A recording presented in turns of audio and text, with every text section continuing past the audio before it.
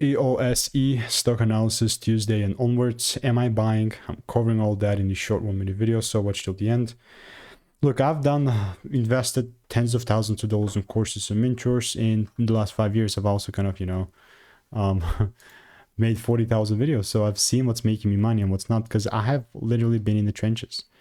With particular EOSE, I have doubled down on this, and not only did it deliver, I'm looking for the same exact thing beforehand, and this also delivered. I mean, I don't know if it's going to pop up here. It should. Yeah, there you go. That's the link when I was looking to take things further up.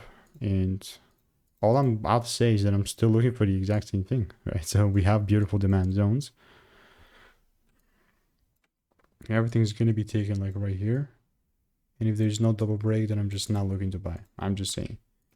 So all I'm going to do in the meantime is I'll keep waiting for my rules. And if you want to learn how I'm consistently making 5-10K per month trading without indicators, click the first link in the description, get my free emails.